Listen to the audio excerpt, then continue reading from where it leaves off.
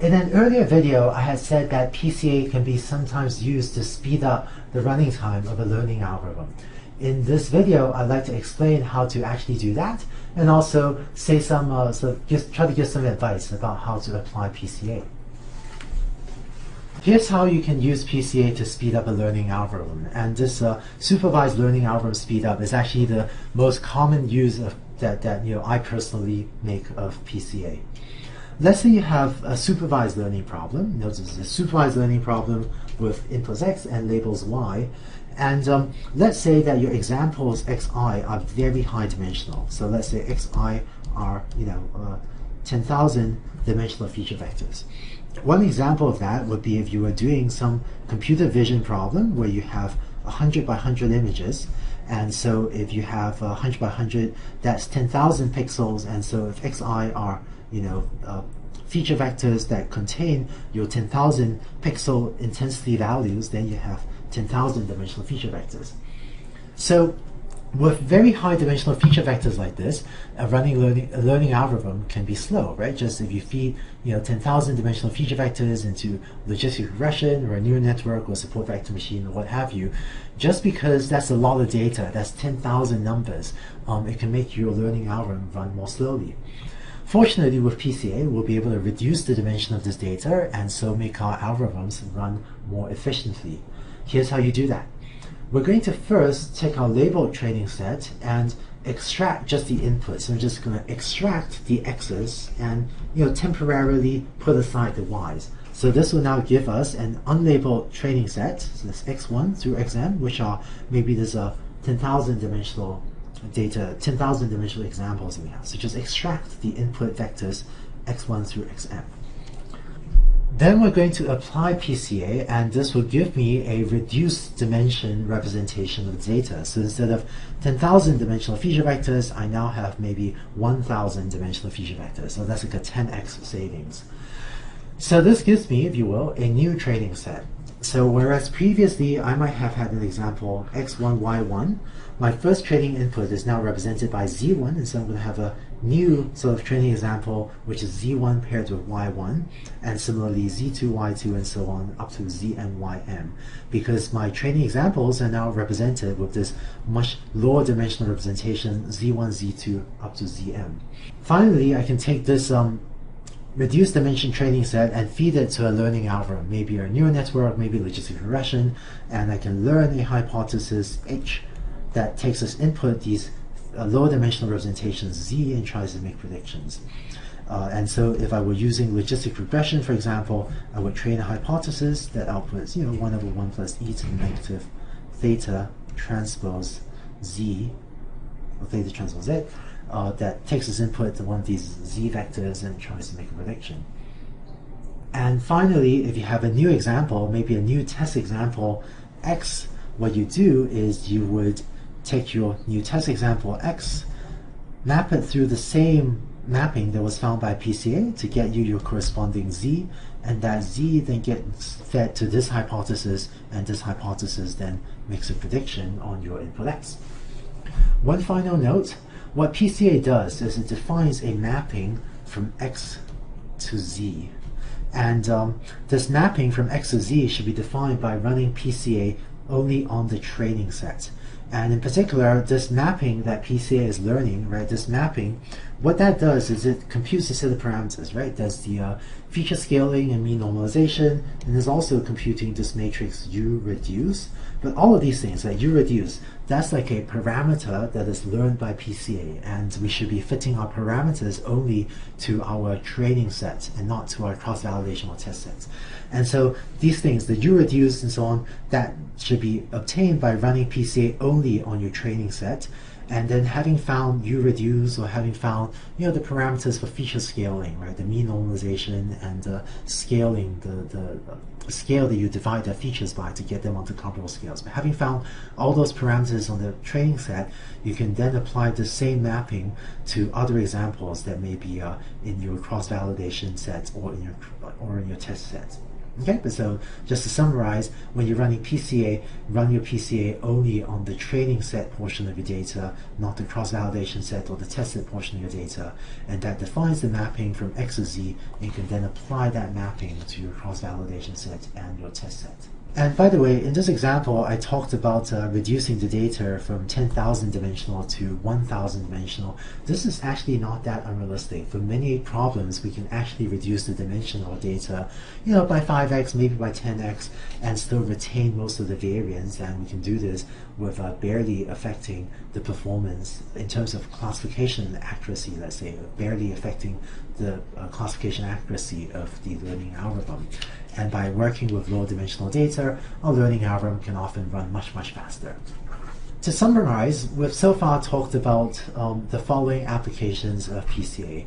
First is the compression application, where we might do so to reduce the memory or the disk space needed to store data. And we just talked about how to use this to speed up a learning algorithm.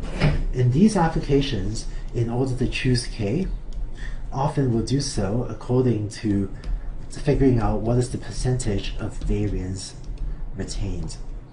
And so is for this learning algorithm speed up application, often will retain 99% of the variance. That would be a very typical choice for how to choose K. So that's how you choose K for these compression applications. Whereas for visualization applications, well, usually we know how to plot only two-dimensional data or three-dimensional data. And so for visualization applications, we would usually choose K equals 2 or K equals 3 because we can plot only 2D and 3D data sets. So that summarizes the main applications of PCA as well as how to choose the value of K for these different applications. I should mention that there's one frequent misuse of PCA. And you sometimes hear about others doing this, hopefully not too often, but just want to mention this so that you know not to do it. And there's one bad use of PCA, which is to try to use it to prevent overfitting.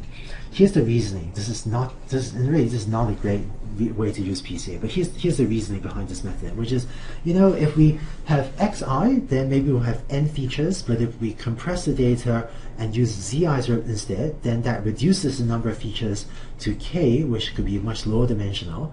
And so if we have a much smaller number of features, if k is 1,000 and n is 10,000, then well, if we have only 1,000 dimensional data, maybe we're less likely to overfit than if we were using 10,000 dimensional data with like 1,000 features.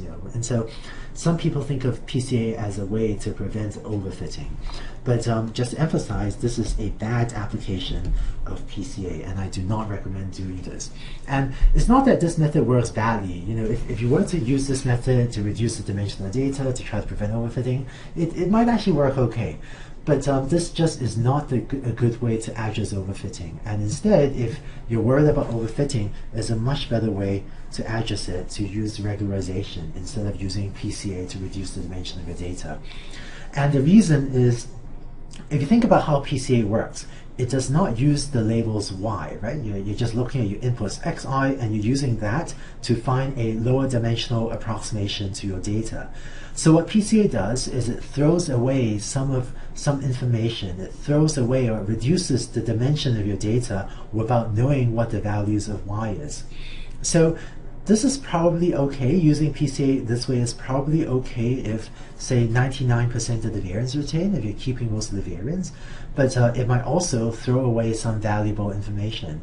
And it turns out that if you're retaining 99% of the variance or 95% of the variance or whatever, it turns out that just using regularization will often give you at least as good a method for preventing overfitting, and regularization will often work better, because when you're applying linear regression or logistic regression or some other method with regularization, well, this minimization problem actually knows what the values of y are, and so is less likely to throw away some valuable information, whereas PCA doesn't make use of the labels and is more likely to throw away valuable information.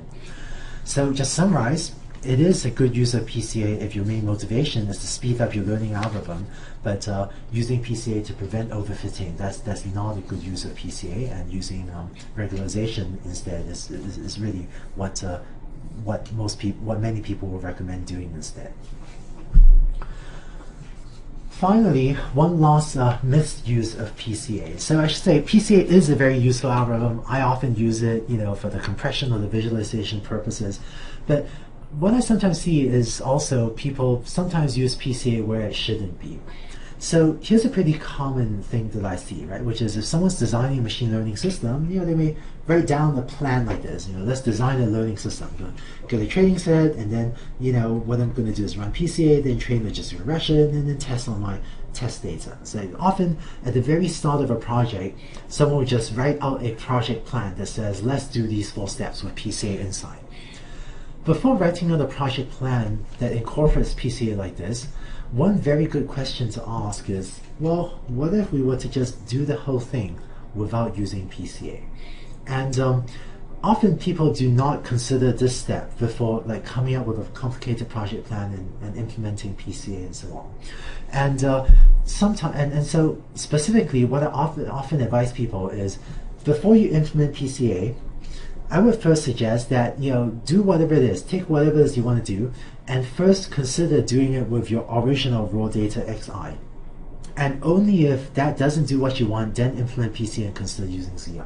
So before using PCA, instead of reducing the dimension of the data, I would consider, well, let's ditch this PCA step, and I would consider, let's just train my learning algorithm on my original data. Let's just use my original raw inputs xi. And I would recommend, instead of putting PCA into the algorithm, just try doing whatever it is you're doing with the xi first. And only if you have a reason to believe that doesn't work. So only if your learning algorithm ends up running too slowly, or only if the memory requirement or the disk space requirement is too large, so you want to compress your representation. But only if using the xi doesn't work, only if you have evidence or a strong reason to believe that using the xi won't work, then implement PCA and consider using the compressed representation. Because what I do see is sometimes people start off with a project plan that incorporates PCA inside, and sometimes whatever they're doing would have worked just fine even without using PCA instead. So just consider that as an alternative as well before you go and spend a lot of time to implement PCA and figure out what K is and so on. So that's it for PCA. Despite these last sets of comments, PCA is an incredibly useful algorithm when you use it for the appropriate applications, and I actually use PCA pretty often, and for me, I use it mostly to speed up the running time of my learning algorithms, but I think almost just as common an application of PCA is to use it to compress data, to reduce the memory or disk space requirements, or to use it to visualize data. And PCA is one of the most commonly used and one of the most powerful unsupervised learning algorithms. And with what you've learned in these videos, I think hopefully you'll be able to implement PCA and use them to all of these purposes as well.